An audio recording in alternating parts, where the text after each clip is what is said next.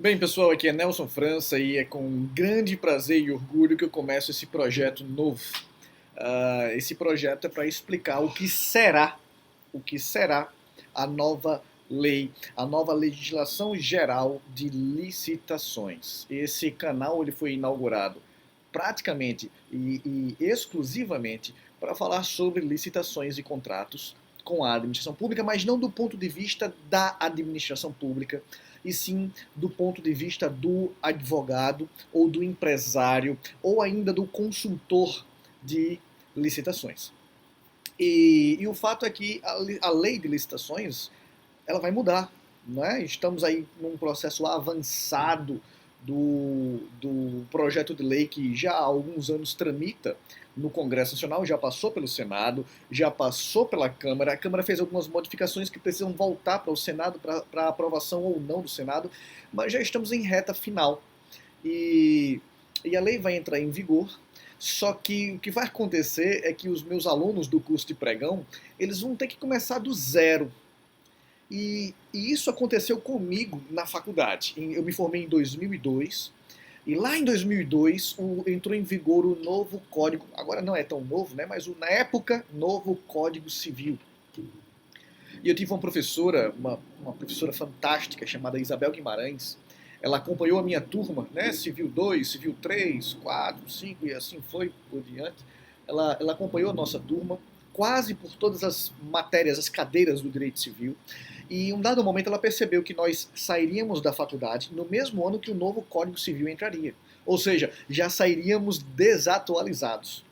Então ela teve uma ideia que dobrou o trabalho dela, realmente foi uma dedicação extraordinária, mas ela começou a ensinar os dois códigos ao mesmo tempo. O código vigente à época, mas ela sempre colocava, por exemplo, obrigações. Ela ensinava obrigações pelo Código vigente, mas ela também colocava como seria no novo Código Civil de 2002, que ainda naquela altura não tinha sido, não tinha nascido ainda, era só um projeto de lei, como é hoje o projeto de licitações.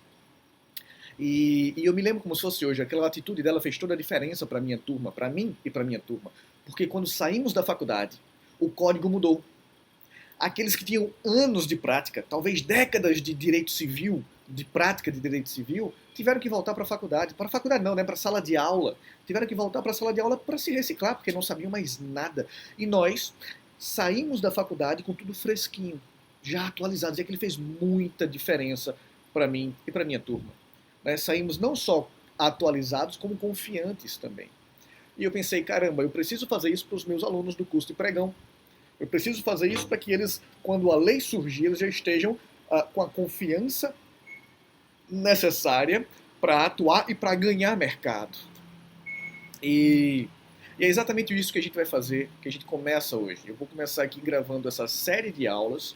Vou tentar fazer isso todos os dias, né? Eu sei que imprevistos acontecem, mas a regra vai ser de todos os dias comentar todos os artigos, até comentar todos os artigos, os 131 artigos dessa que será a nova lei de licitações. Dessa que vai revogar a 8666, a lei do cão, né, a lei do capeta, 8666, vai revogar a 10.520, que é a lei do pregão hoje, presencial e eletrônico, vai revogar alguns artigos da RDC, enfim, vai se tornar o novo marco, a nova base legislativa, base normativa quando o assunto é licitação e contratos. E a ideia, inicialmente, é beneficiar os alunos do curso fechado, do curso pago, do curso de pregão, pregão na prática, mas tanto pregão na prática para advogados, né, como também o curso para empresários e consultores legislativos. Mas o que acontece é que eu, ao invés de deixar isso só internamente, eu vou gravar esses vídeos abertos no YouTube, ao vivo, como eu estou fazendo agora. Vou fazer essa gravação ao vivo. E nessa gravação ao vivo eu vou deixar aberto por algum tempo e depois eu deixarei exclusivamente para o pessoal do pregão, ok?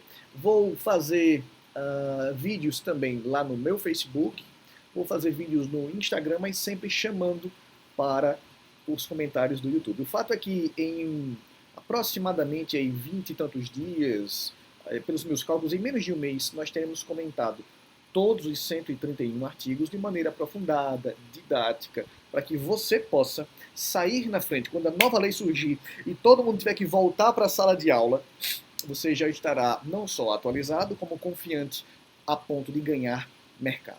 Ok? Eu separei aqui um material para vocês. Separei aqui um material que eu vou utilizar aqui com vocês. Deixa eu botar em tela cheia. Pronto. Isso. Espera aqui um pouquinho. E nós vamos agora, a partir de agora, ficar aqui aparecendo para você. Nós vamos, a partir de agora, comentar o que será a nova lei. Né? Hoje é um projeto de lei 6814. É óbvio que se o Senado autorizar, aprovar as mudanças da Câmara, eu volto aqui e emendo, né, e modifico aquelas autorizações que, porventura, forem autorizadas, passarem, né, aprovadas pelo Senado Federal. Tá bom? Mas agora o texto previamente aprovado. E esse texto, como eu já falei inicialmente, ele institui as novas bases normativas do assunto licitação e contratos. Ele revoga a 8666, a lei do cão, né, a 8666, ele, de 93, ele revoga a 10.520 de 2002, que é a lei do pregão presencial e eletrônico, já falei isso, e ele revoga alguns dispositivos, né, uma parte significativa da 12.462 de 2011. Com base nisso, vamos ver a estrutura. Hoje eu só vou ver a estrutura da lei aqui com vocês. Né? A nova lei ela se dividirá em 6 títulos e 27 capítulos. Eu marquei aqui de amarelinho os títulos, de branco os capítulos e de laranja as seções. Vamos lá. Nós temos no primeiro título, que será o próximo vídeo de amanhã, as disposições gerais. Onde eu tenho capítulo 1, 2, 3, 4, e esses capítulos são mais introdutórios. Esses capítulos do primeiro título, eles são mais conceituais. Ele vai botar a aplicação da lei, os princípios normativos, as definições, e aqui no capítulo 3, nas definições, o artigo é gigantesco, mas o legislador teve o cuidado de conceituar, ele não deixou nada aberto, ele simplesmente amarrou todos os conceitos para não haver dúvidas no que diz respeito à aplicabilidade dessa nova norma. E ele ainda trouxe conceitos novos lá no capítulo 4 dos agentes públicos, que nós veremos também na aula de amanhã. Hoje a gente vai bater nessa estrutura. Né? O título 2 fala das licitações, mas aí ela fala do processo legislativo. E aí a lei ficou muito didática, o projeto ainda de lei, né? Eu já estou tratando como se fosse lei, ela ficou muito didática. Ela vai desde a fase interna, a fase que ele chama aqui de preparatória, né? Falando das modalidades, dos critérios, das compras, dos serviços, das licitações internacionais. Essa parte me interessa muito por motivos pessoais. E aí depois a fase externa, né? Publicação do edital, apresentação das propostas e dos lances, julgamento, habilitação, encerramento da licitação. Esse título, então, ele ficou todo estruturado para o passo a passo da licitação. Ficou muito bacana, muito legal, muito didático também. Legisladores aqui, eu sei, eles estão, a meu ver, de parabéns. Houve, de fato, um processo evolutivo no que diz respeito a essa norma. O título 3 fala das contratações diretas. A 8666, lá no artigo 17, 24 e 25, traz as hipóteses de licitação dispensada, dispensável, inexigível. Pois bem, essa nova norma, ela traz tudo isso em 3 capítulos do título 3. Quando é que eu não preciso licitar? Quando é que eu posso fazer uma contratação direta? Quando é que a licitação é inexigível? Quando é que a licitação é dispensada? Ou aí ele vai desdobrar em indispensável? Tudo isso está de maneira também bem assertiva dentro do título 3, em seus respectivos capítulos. O título 4 fala dos instrumentos auxiliares, né? Tudo que está ao derredor de um processo licitatório. O que é que eu preciso? Eu preciso de requisitos para participar de uma licitação. Quais são esses requisitos? É o credenciamento, é a pré-qualificação, Se for o caso, sistema de registro de preço, registro cadastral, e ele separa aqui, deixando de forma mais didática do que é a atual lei, a meu ver. Isso tudo no título 4. O título 5 fala das alienações, né? Aqui é o governo que quer vender para o particular. Hoje isso acontece basicamente e principalmente nos leilões, né? Especialmente leilões dos tribunais do trabalho, quando eles apreendem bens dos empregadores e vendem, alienam esses bens através de leilões. O título 5 da nova norma vai tratar disso. O título 6 fala dos contratos administrativos. Então, eu já passei a fase da licitação, eu já escolhi a proposta mais vantajosa e agora eu vou assinar o contrato administrativo com o particular que fez a melhor proposta para a administração pública. E essas nuances, esses detalhes do contrato administrativo se encontram lá no título 6, em seus capítulos. Né? O capítulo 1 vai falar da formalização dos contratos, as garantias, as prerrogativas da administração, a duração do contrato, a execução, tudo isso está lá entre 1 e o 5, capítulo 1 e 5 do título 6. Mas ele continua. Alteração unilateral do contrato, ou até bilateral em alguns casos, vamos comentar cada um desses artigos. As hipóteses de rescisão, recebimento, pagamento, nulidade do contrato. Apesar de aqui ter ocorrido sim uma evolução normativa, a meu ver, na minha humilde opinião, as bases da 8666, o raciocínio normativo anterior, ele foi mantido, tá? Especialmente quando se dá superpoderes para a administração pública alterar ou até rescindir o contrato administrativo. Mas nós vamos estudar isso no devido momento. Hoje, nesse primeiro vídeo, nós estamos fazendo aqui ao vivo, única e exclusivamente, com a intenção de mostrar como é que está a estrutura da nova norma. Ok? O título 7. O título 7 vai falar das sanções, das infrações e sanções administrativas. Tá? O 9 vai falar das penais, mas o 7, administrativo. O 8, as impugnações, os pedidos de esclarecimento e os recursos. Essa parte aqui, para os advogados que atuam na área de licitação, é de suma importância. É de prioridade máxima. Por quê? Porque a licitação, cara, é um negócio que foi feito para dar errado. Então, às vezes, o seu cliente tem a melhor proposta, ele está com todos os requisitos, mas ele é erroneamente ou maldosamente reprovado. E a gente sabe, né? Não tem nenhum menino aqui, a gente sabe que por melhor que a coisa esteja andando, a licitação ainda tem muito conchavo, tem muita sem vergonhice, vamos dizer assim, muita malandragem, e você precisa ter esse título 8º na cabeça e na ponta da língua para que você possa entrar com os pedidos e os recursos e as impugnações de forma tempestiva. Certo? Por fim, o título 9, o último título, que trata das disposições finais e transitórias. Aqui, esse título, ele altera o próprio Código Penal. Aqui ele traz infrações e sanções não administrativas, como no 7. O título 9 vai trazer as infrações penais, as sanções penais. Ele cria tipos penais. Ele cria 14 novos tipos penais. Então, advogados penalistas de plantão aí, nós estamos diante de 14 novos tipos penais. Os fatos típicos criados aqui, claro, estão todos relacionados com a agressão à lei, à norma licitatória, mas você tem, por exemplo, eu coloquei aqui no material, né, a contratação direta ilegal.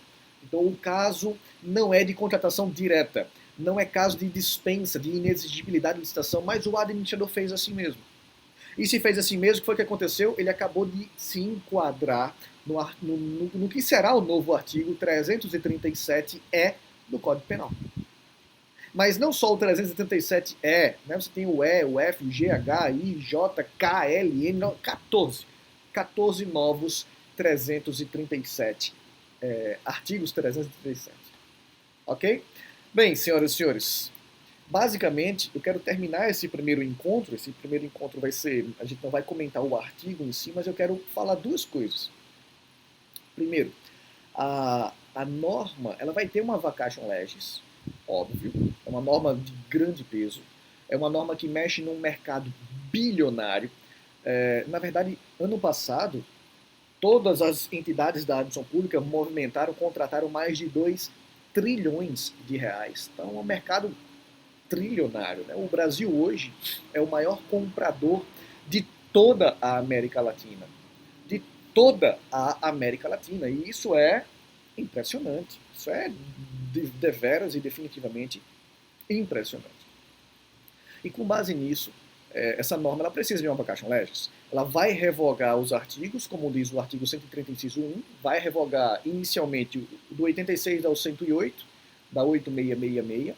Ela vai revogar inicialmente esses artigos, mas ele diz no inciso 2, olha, a lei 8666, a 10.520 e os artigos 1º ao 47 da 12.462 de 2011, após decorridos 2 anos da publicação dessa lei, ficam revogados esses artigos depois de 2 anos da publicação da lei. A lei entra em vigor, mas ela fica numa vacation legis de 2 anos. E alguém pode dizer assim, poxa, Nelson, vacation legis de 2 anos, quer dizer que se ela for publicada agora, eu só preciso me preocupar com ela daqui a 2 anos? Não. Não por causa do parágrafo 2º do artigo 131, que diz, até o decurso do prazo que trata o inciso 2 do 130, até o decurso do prazo desses 2 anos, a administração pública poderá optar por licitar de acordo com esta lei ou de acordo com as leis antigas, as leis citadas no referido inciso, devendo a opção escolhida ser indicada expressamente no instrumento convocatório. Então, mesmo antes dos 2 anos, a nova norma poderá ser usada. E isso será ato facultativo de quem? Do administrador. Isso será ato opcional da administração pública. Ele pode dizer, eu vou usar a norma antiga, ou ele pode dizer, eu vou usar a norma nova. Isso é faculdade do administrador. Percebe? O responsável pela licitação, na hora de publicar, naquela fase interna, naquela fase inicial, ele pode dizer assim, poxa, vamos usar a nova lei. Ou, não, vamos usar a lei antiga. Isso é faculdade, é ato discricionário, é discricionariedade da administração pública. O que se veda é o uso, é a aplicação combinada das 2 normas. Ou ele usa a antiga ou ele usa essa nova. O que ele não pode é usar uma parte de uma e uma parte da outra. Mas a vacation legis, então, será aqui discricionária por parte da administração. Em outras palavras, comece, se você quer continuar ou quer iniciar atuando na área de licitações, comece agora, caboclo, porque senão vai ficar para trás. Ok? A outra coisa que eu quero mostrar aqui para vocês, como todos os dias nós comentaremos alguns artigos, e isso será basicamente no YouTube, nesse site chamado Licitando na Prática. Meu helicóptero chegou, eu vou ter que ir, tá? Mas ainda bem que a gente está encerrando mesmo, né? E como a gente está terminando, desculpe, me desconcentrei por causa do helicóptero. Como a gente está começando agora, eu vou responder alguns artigos, eu vou comentar alguns artigos, com base na minha experiência de mais de 16 anos de sala de aula, como professor de administrativo e tudo mais. Eu vou comentar esses artigos, mas é óbvio que lá no Senado, algumas mudanças finais podem acontecer. E aí, se isso acontecer, eu volto aqui depois e comento, ou recomendo o artigo novamente, já com o texto final. Tá certo? Agora eu vou pedir para você 2 coisas. Se inscreve no canal para ficar legal, que é a primeira coisa, e aciona o sininho, porque como eu vou entrar sempre ao vivo, é legal você acionar o sininho para que você seja notificado. Nelson está ao vivo agora, eu quero dar uma olhadinha nos novos artigos, quais são os artigos que ele vai comentar. Isso se você tiver interesse em licitações, né? Seja você se preparando para concurso público, seja você como advogado, empresário ou consultor em licitações. Tá bom? Ok? Eu fico por aqui, um beijo no coração. Nelson, qual vai ser o horário que você vai fazer isso? Cara, vai ser quando der. Eu quero fazer isso diariamente. Mas se eu notar que por algum motivo a gente não vai poder fazer amanhã, eu faço 2 vezes num dia. Ou se eu farrapar um dia, eu faço 2 vezes no outro, certo? A meta é, em menos de um mês, ter comentado todos os 131 artigos. Começamos pelos últimos, né? Começamos pelo 131, parágrafo 2º aqui, mas a gente vai depois nessa ordem numérica atender a essa demanda. Tá certo? É isso. fico por aqui. Um beijo no coração. Espero que gostem dessa nossa jornada. E a gente se vê amanhã no próximo vídeo. Tchau, tchau.